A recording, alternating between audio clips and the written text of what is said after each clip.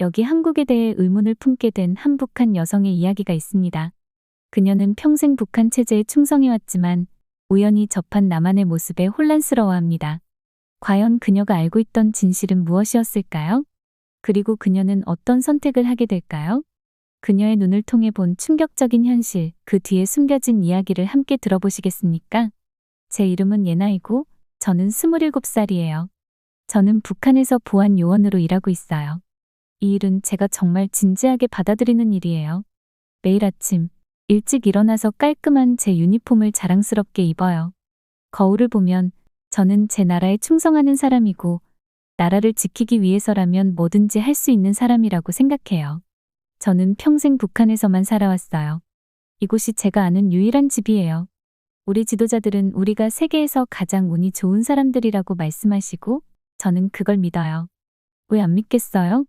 학교에서 배우는 것부터 뉴스까지 모든 게 북한이 최고의 나라라고 가르쳐 주잖아요. 하지만 우리가 항상 경계해야 할 곳이 하나 있어요. 남한이에요. 우리 선생님들과 지도자들은 남한이 위험한 곳이고 나쁜 사람들이 가득해서 우리를 해치려고 한다고 말해요. 그들은 남한 사람들이 게으르고 욕심이 많으며 서로를 신경 쓰지 않는다고 해요. 저는 당연히 거기에 가본 적은 없지만 제가 들은 말을 믿어요. 그런 사람들이 우리나라에 들어오지 않도록 막는 게 제 일이니까요. 어느 날 예상치 못한 일이 벌어졌어요. 제가 상사실로 호출된 거예요. 그의 이름은 장대령인데 정말 무서운 분이에요. 절대 웃지 않고 목소리도 항상 날카로워요. 그의 사무실에 들어가자마자 저는 긴장한 티를 내지 않으려고 똑바로 서 있었어요. 예나 요원, 그가 차가운 눈으로 저를 보며 말했어요. 아주 중요한 임무에 배정됐소. 심장이 더 빨리 뛰기 시작했어요.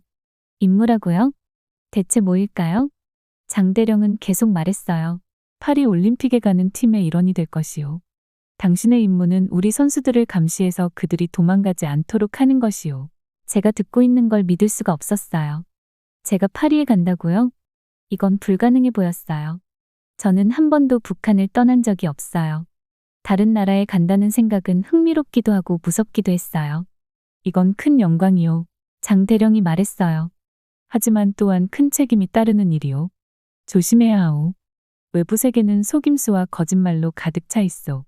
특히 남한 사람들은 그렇소. 그들은 당신을 혼란스럽게 하려고 할 것이요. 그들의 삶의 방식이 더 낫다고 믿게 만들려고 할 것이요. 하지만 기억하시오. 그들은 우리의 적이요. 저는 여러 감정이 뒤섞인 채 고개를 끄덕였어요. 선택된 게 자랑스러우면서도 두려웠어요. 제가 실수라도 하면 어떡하지? 우리나라를 실망시키면 어떡하지? 그 후 몇 주 동안 저는 강도 높은 훈련을 받았어요. 파리에 대해, 올림픽에 대해, 그리고 가장 중요한 건 도망칠 사람을 어떻게 알아보는지에 대해 배웠어요. 매일같이 외부 세계의 위험성에 대해, 특히 남한에 대해 다시 한번 상기시켜줬어요. 그들은 당신에게 웃을 것이요. 한 트레이너가 말했어요. 그들은 친절하게 행동할 것이요. 하지만 속지 마시오. 전부 거짓이오. 그들은 당신을 속여서 그들의 나라가 더 낫다고 믿게 하려고 할 것이오. 저는 귀 기울여 듣고 메모했어요. 누구도 저를 속이지 못하게 할 거예요. 출발일이 가까워질수록 점점 더 긴장됐어요. 저는 한 번도 비행기를 타본 적이 없어요. 한 번도 다른 나라를 본 적이 없어요. 그곳은 어떤 모습일까요? 제가 제 일을 잘할 수 있을까요? 출발 전날 밤, 저는 제 여동생 수진이를 찾아갔어요. 그녀는 15살밖에 안 됐고 저를 정말 존경해요. 제가 제 임무에 대해 말하자 그녀의 눈이 커졌어요. 와, 언니, 그녀가 말했어요. 언니가 파리에 가는 거예요. 에펠탑도 보겠네요. 저는 그녀의 흥분한 모습을 보며 미소 지었어요. 시간이 된다면 볼 수도 있지. 하지만 기억해, 나는 일하러 가는 거지, 놀러 가는 게 아니야. 수진이는 고개를 끄덕였지만 여전히 미소를 짓고 있었어요. 언니, 정말 자랑스러워요. 언니는 우리나라를 지키는 사람이에요. 그녀의 말은 제 마음을 따뜻하게 만들었어요. 이게 제가 이 일을 하는 이유예요. 수진이 같은 사람들을 보호하고 우리나라를 안전하게 지키기 위해서요.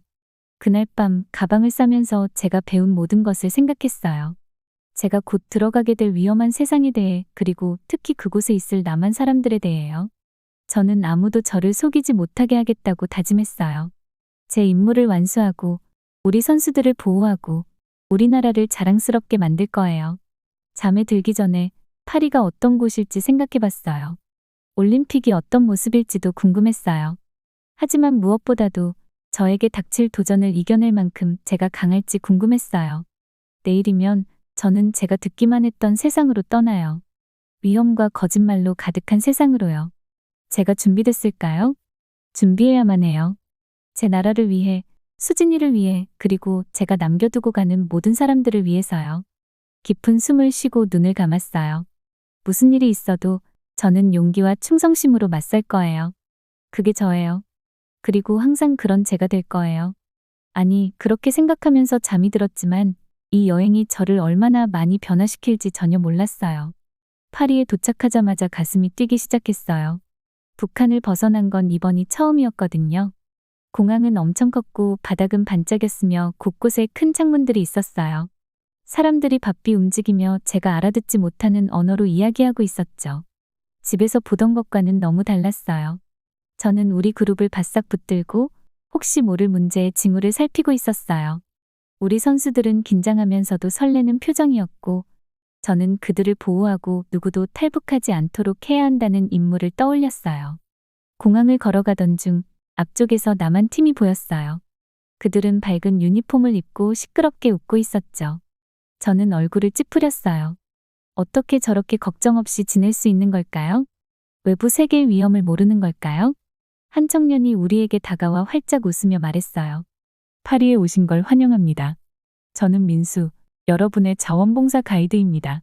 저는 경계하며 그를 밀쳐내려 했어요. 그런데 그가 공손하게 인사하며 완벽한 한국어로 말을 걸었어요. 깜짝 놀랐어요. 남한 사람들은 더 이상 제대로 된 한국어를 못 쓴다고 생각했거든요. 여러분이 필요로 하시는 게 있으면 뭐든 도와드리겠습니다. 민수가 말했어요. 버스로 안내해 드릴게요. 그가 우리를 공항 안으로 이끌며 안내하는 동안 저는 계속 그를 주시했어요. 그는 친절해 보였지만 분명 연기일 거라 생각했어요. 결국 남한 사람들은 적이니까요. 올림픽 빌리지로 가는 버스 안에서 저는 창밖을 계속 쳐다보았어요. 파리는 아름다웠고 오래된 건물들과 넓은 거리들이 눈에 들어왔어요. 사람들은 야외 카페에 앉아 웃으며 대화를 나누고 있었고 차들이 쌩쌩 지나갔으며 멀리 에펠탑도 보였어요. 제가 기대했던 것과는 너무 달랐어요. 제가 들었던 빈곤과 고통은 어디 있는 걸까요? 모두가 행복해 보였고 먹을 것도 풍족해 보였어요. 올림픽 빌리지에 도착하자 민수가 체크인을 도와주었어요. 우리가 방 배정과 일정 정리에 애를 먹을 때도 그는 참을성 있게 기다려주었죠. 우리 선수 중 한 명이 가방을 떨어뜨려 옷들이 쏟아졌을 때 민수는 재빨리 몸을 굽혀 도와주었어요. 괜찮아요. 그는 친절하게 말했어요.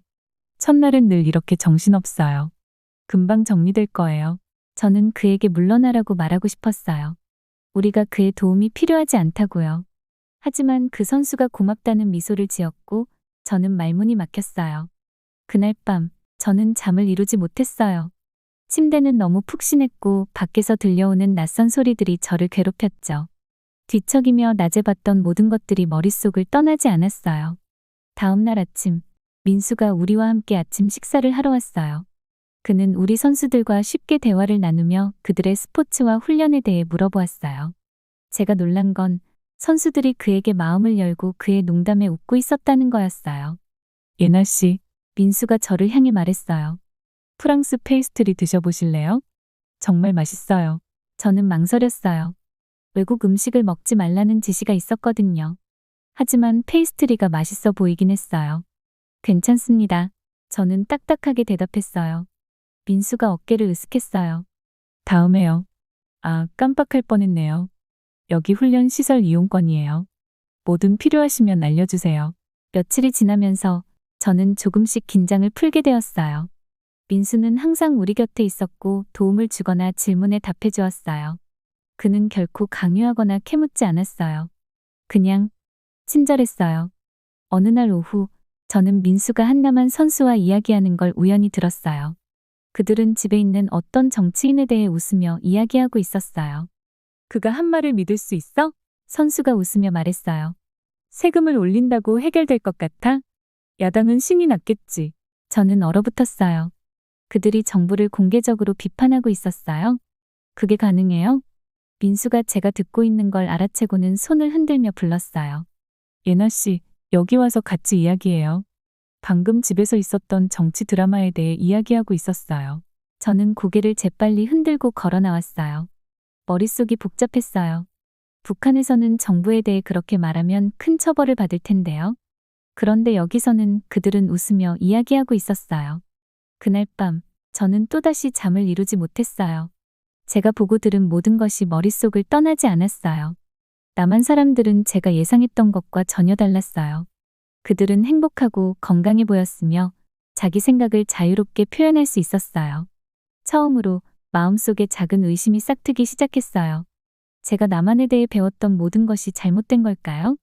그 생각이 너무 두려웠어요. 그 생각을 떨쳐내려고 했지만 마음속 어딘가에 남아있더군요. 다음 날, 저는 민수를 더 자세히 지켜보았어요.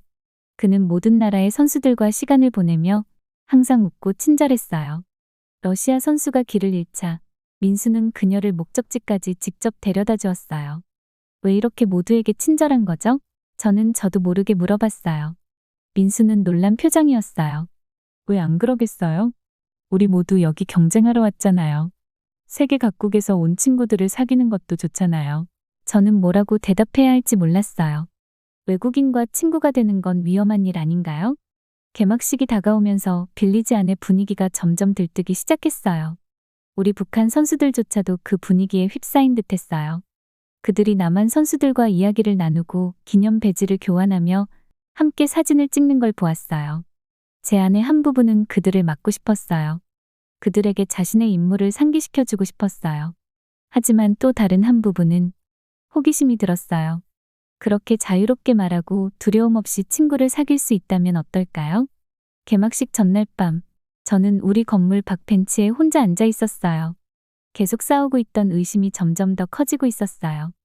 여기서 본 모든 것이 제가 배운 것과는 너무 달랐어요. 그때 민수가 두 잔의 차를 들고 나타났어요. 같이 앉아도 될까요? 그가 물었어요. 저는 거절했어야 했어요. 그냥 자리에서 일어나 떠났어야 했어요. 하지만 대신 저는 고개를 끄덕였어요. 그는 자리에 앉아 저에게 한 잔을 건넸어요. 아름다운 밤이죠? 내일이 기대되지 않나요?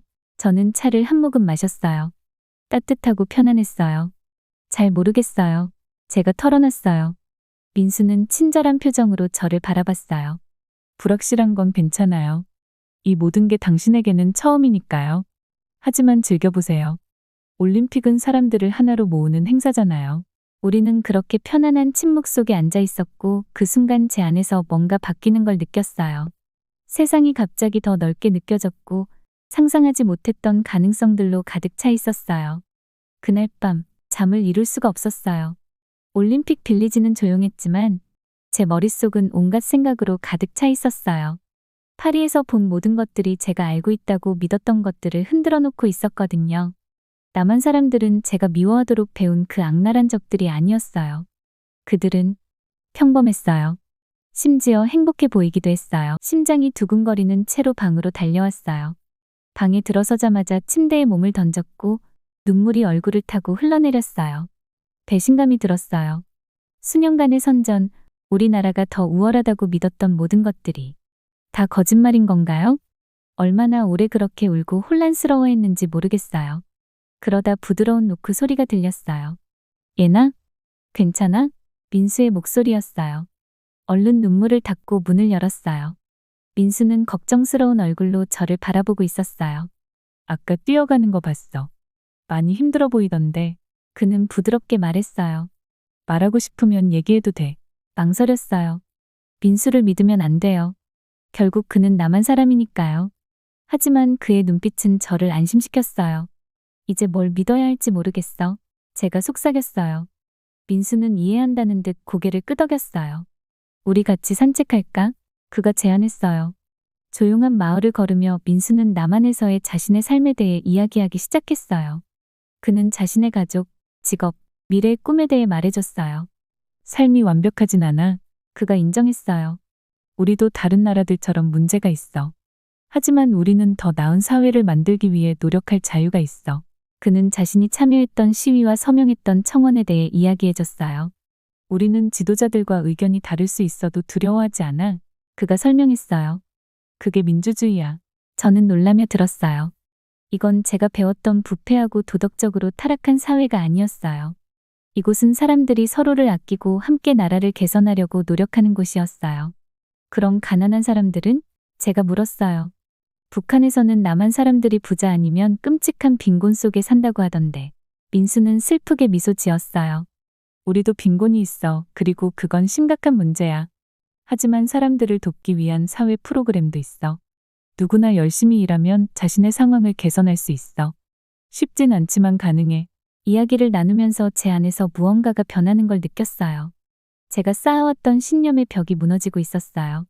나만을 적이 아니라 가능성의 장소로 보기 시작했어요. 그 생각이 너무 두려웠어요.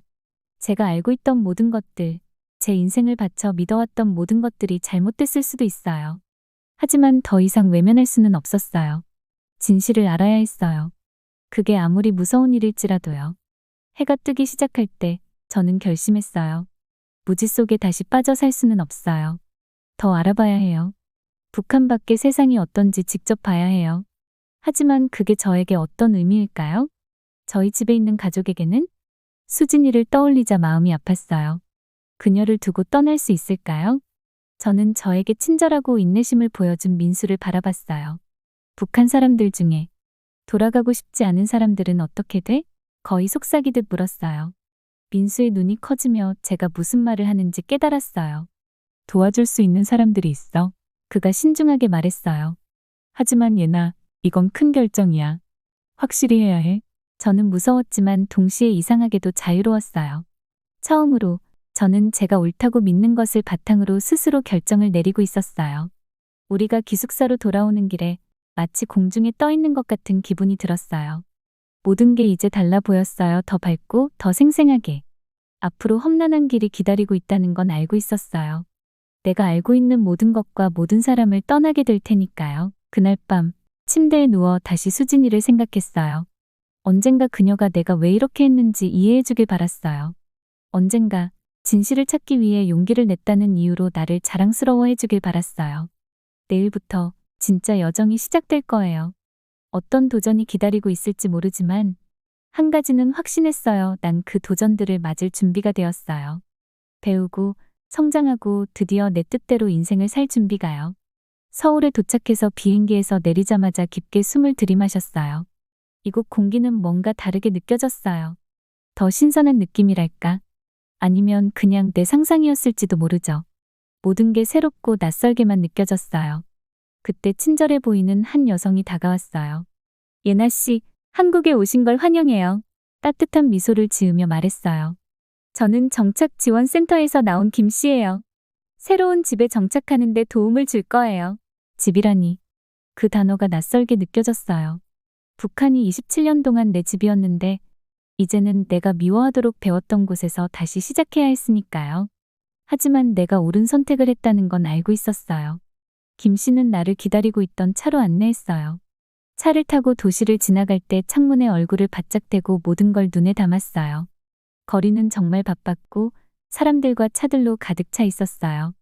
건물들은 화려한 간판과 광고로 덮여 있었죠. 너무 압도적이었어요. 많이 혼란스러우시죠? 김 씨가 부드럽게 물었어요. 나는 고개를 끄덕였어요. 너무 생동감이 넘쳐요. 내가 말했어요. 에너지가 넘치는 것 같아요. 김 씨는 미소 지었어요. 곧 익숙해질 거예요. 그리고 곧 이 모든 것의 일부가 될 거예요. 우리는 작은 아파트 건물에 도착했어요. 이곳이 당분간 지내게 될 집이에요. 김 씨는 안으로 들어가며 설명했어요. 많지는 않지만 시작하기엔 좋은 곳이에요. 아파트는 작았지만 깨끗하고 밝았어요. 작은 주방, 욕실 그리고 침대가 있는 하나의 큰 방이 있었어요. 간단했지만 내가 익숙했던 것에 비하면 사치스러워 보였어요. 감사합니다. 내가 감동해서 말했어요. 이건 기대했던 것보다 더 좋아요. 김 씨는 내 팔을 가볍게 두드렸어요. 천만에요, 예나 씨. 이제 몇 가지 중요한 것들을 알려드릴게요. 다음 1시간 동안 그녀는 한국에서의 생활 방식을 설명해줬어요. 지하철 이용법, 은행 계좌 개설법, 직장 구하는 방법 등 머리가 핑핑 돌 정도였어요. 걱정 마세요. 그녀는 내 당황한 표정을 보고 말했어요. 많이 복잡하게 느껴지겠지만 천천히 하나씩 배우면 돼요. 그리고 저희가 언제나 도와드릴 거예요. 그녀가 떠난 후 나는 침대에 앉아 내 새로운 집을 둘러봤어요. 설렘과 두려움이 뒤섞인 감정이 느껴졌어요. 모든 게 너무 새롭고 낯설었어요. 내가 이곳에 잘 적응할 수 있을까? 북한에 남겨둔 가족들이 생각났어요. 내 여동생 수진이. 그녀는 내가 탈북했다는 걸 알고 있을까? 나를 걱정하고 있을까? 아니면 화가 나 있을까? 죄책감이 밀려왔어요. 나는 나라만 떠난 게 아니라 가족도 떠났으니까요. 하지만 내가 왜 이런 선택을 했는지 상기시켰어요. 더 나은 삶을 원했어요. 나만을 위해서가 아니라 우리 모두를 위해서요. 언젠가 상황이 달라져서 우리가 다시 함께할 수 있길 바랐어요. 그 후 몇 주는 정신없이 지나갔어요. 매일 새로운 도전과 놀라움이 있었죠. 정착지원센터에서 수업을 듣기 시작했어요. 한국의 문화, 역사, 사회에 대해 배웠어요. 북한에서 결코 가르쳐주지 않았던 다른 쪽의 이야기를 듣는 게 참 흥미로웠어요. 또한 컴퓨터와 스마트폰 사용법을 배우기 시작했어요. 처음엔 답답했어요. 다른 사람들에 비해 너무 서툴고 느리게 느껴졌어요.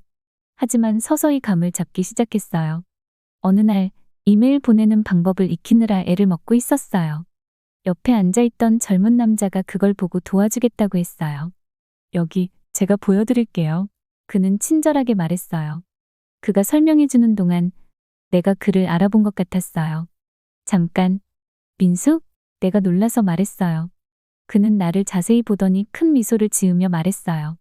예나, 너 정말이야? 우리는 서로를 끌어안고 믿기지 않는다는 듯 웃었어요.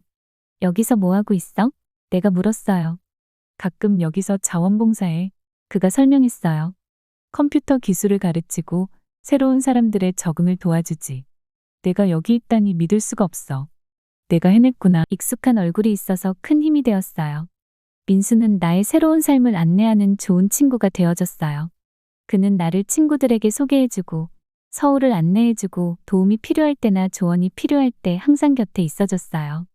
천천히, 하지만 확실히 나는 이곳에서 점점 더 집 같은 느낌을 받기 시작했어요. 나는 커피숍에서 아르바이트를 시작했어요. 힘든 일이었지만 사람들과 소통하고 한국말을 연습하는 게 즐거웠어요. 어느 날 한 손님이 내 라떼 아트를 칭찬했어요. 정말 예쁘네요. 그녀가 말했어요. 이거 얼마나 하셨어요? 나는 미소 지으며 자부심을 느꼈어요. 불과 몇 주밖에 안 됐어요. 내가 고백했어요. 아직 배우는 중이에요. 그녀는 놀란 표정으로 말했어요. 정말요? 정말 타고나셨네요. 작은 일이었지만 나에게는 큰 의미였어요. 나는 배우고 성장하고 이 새로운 세상에서 내 자리를 찾고 있었어요. 물론 여전히 힘든 날들도 있었어요. 가족들이 너무 그리워서 마음이 아픈 날들. 길을 잃은 듯한 느낌이 들고 이곳에서 내가 맞지 않는다고 느끼는 날들. 문화 차이가 너무 크게 느껴지는 날들. 하지만 놀라운 날들도 있었어요. 첫 월급을 받고 새 옷을 산 날. 혼자서 지하철 시스템을 성공적으로 이용한 날. 직장에서 처음으로 한국인 친구를 사귄 날. 어느 저녁, 한국에 도착한 지 약 6개월이 지난 후 나는 일에서 집으로 걸어가고 있었어요. 해가 지고 있었고 하늘은 아름다운 분홍색과 주황색으로 물들었어요. 거리에는 집으로 향하는 사람들과 저녁 외출을 나가는 사람들로 붐볐어요. 나는 잠시 멈춰서 그 모든 것을 눈에 담았어요. 이 거리, 이 소리, 이 도시의 에너지. 이제는 내 도시예요. 내가 얼마나 멀리 왔는지를 생각했어요. 충성스러운 북한의 보안 요원에서 탈북자가 되어 새로운 삶을 시작하기까지. 쉬운 길은 아니었어요. 하지만 서울 한가운데 서 있는 지금, 내가 옳은 선택을 했다는 걸 알았어요. 앞으로 어떤 미래가 기다리고 있을지는 모르겠어요. 하지만 내 생애 처음으로 진정한 자유를 느꼈어요. 배울 자유, 성장할 자유, 내가 원하는 사람이 될 자유. 다시 걷기 시작하면서 희망과 기대감이 가득 찼어요. 이것은 내 여정의 시작에 불과했어요. 그리고 이 여정이 나를 어디로 데려갈지 정말 기대됐어요. 앞으로 어떤 도전이 있을지 모르지만 제가 옳은 선택을 했다는 걸 알아요. 잠이 들면서 오랫동안 느껴보지 못한 감정을 느꼈어요. 바로 희망이었죠.